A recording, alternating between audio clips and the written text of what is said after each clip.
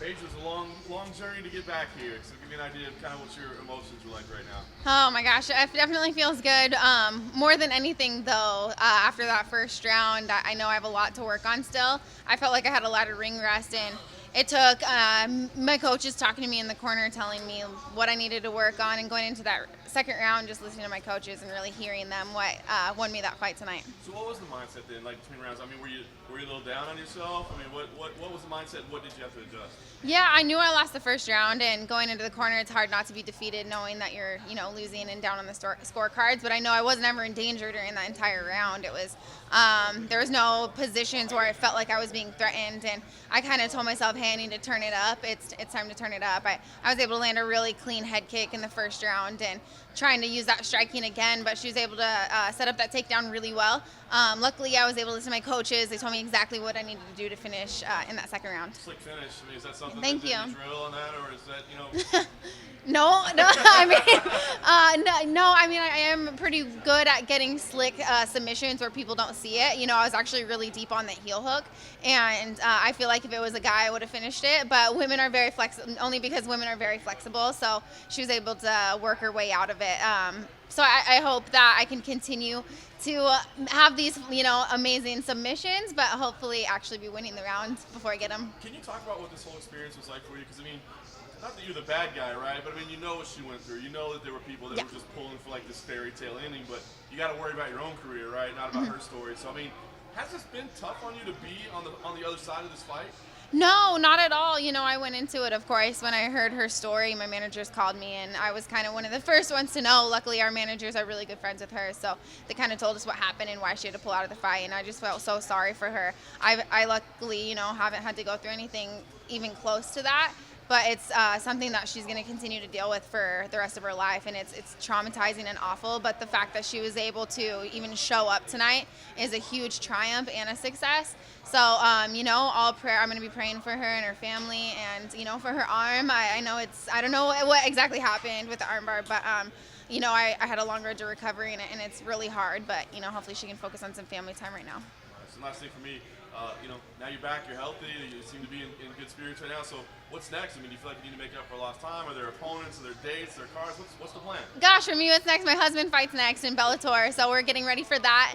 And then, of course, I'll be training alongside him the entire time. So it's just straight back to the gym and whatever the UFC offers me.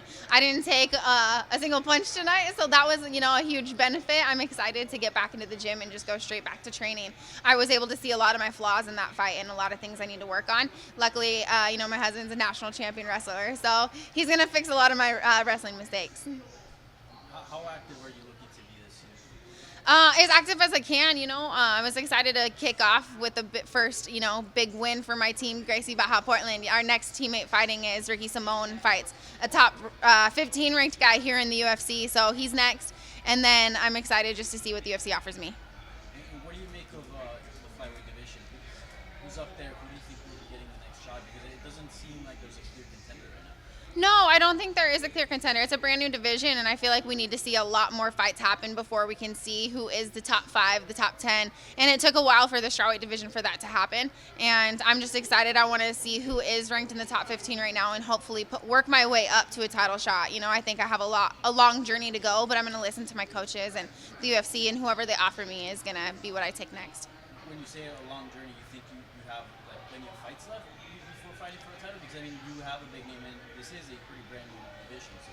I feel like when I was in the strawweight division, I did rush myself to get to a title shot. I was rushing. I was chasing for a belt. I feel like right now I need to enjoy the process a little bit more, and I love what I do. I love being out there, and I am 24, and I hate when people are like, oh, you're so young, but it's absolutely true. I am so young. I might as well wait, develop my talent, and work my way up the division, and then really claim my title shot when I deserve it.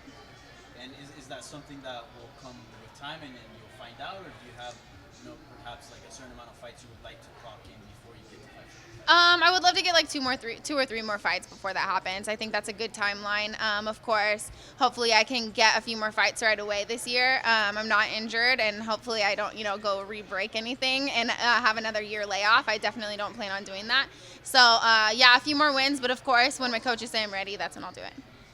And lastly for me, was it tough fighting Rachel, because you know what she's been through? So in some sort of way, you want to wish her well, right? right? And you were very supportive throughout all this process. But at the same time, you have a job to do, and that's what you meant. Yeah, it's definitely when the cage door closes, until you're punched in the face and someone's coming at you, everything else goes out the window. Of course, I'm going to wish her well and pray for her and her family, but, it's a sport. We owe it to each other to put on the best performance that we can. And I hope that I was able to do that for her, and she's going to come back stronger from this. Now, lastly for me again, did her just staying in the fight, did that inspire you in any way? Because I know you've mentioned, like, you've been through stuff as well, and you've mentioned it in your book, and here she is, still fighting for her dream and not letting her personal issues get in the way of her career. No, it's definitely amazing, and I feel like I really hope that the UFC continues to put these people on platforms, because she's somebody that people can look up to and girls can look up to. A lot of people fight battles in the dark. It's unfortunate that people like her and myself, we have to fight our battles on a platform and a pedestal for the world to see, but we need to stand up tall and use it to inspire people, and I know that she's going to do that. Paige got married late last year. How does that change your preparation going into a fight, or maybe your mentality and the nerves, like right before fight night, especially with having your husband in your corner and all that? Yeah, it makes it so much better. It makes victory so much sweeter, especially because I know I'm doing it for us. And honestly, it makes me stay in the gym a lot more. If it wasn't for my husband, I probably wouldn't have been in the gym this entire year. Has getting married reinvigorated your love for the sport, for MMA? Because you kind of have this whole family mentality of always being in the gym now with a fighter as your husband. Yeah, we're a close-knit family at Gracie Baja, and I feel like definitely having my husband, it helps that dynamic. It was a long, depressing road, having my arm broken twice, and then even before that, only being able to fight once, so it was really defeating, but having him in my corner telling me, he knows how talented I am, and keeping me at the gym this entire time, and making sure I'm training and doing everything it takes. It's that one person that reminds you on rainy days how talented you are, so I feel like I need that. Do you guys have any separation, or is it MMA all the time? Or is there ever a rule like no talking MMA at the dinner table, no wrestling techniques while we're watching Netflix? No, it's pretty much MMA all the time, right? Pretty much MMA all the time. Yeah, he is one of my main, I wouldn't say training partners, because obviously we're very different weight classes. But it's somebody that I can continue to talk to and say, hey, you saw me in the gym today, what do I need to work on? It's someone you can, MMA, it's a full-time job, and, it re-inspired my love for it. Paige, we've been canvassing the fighters, new UFC title belt. What do you think of the design?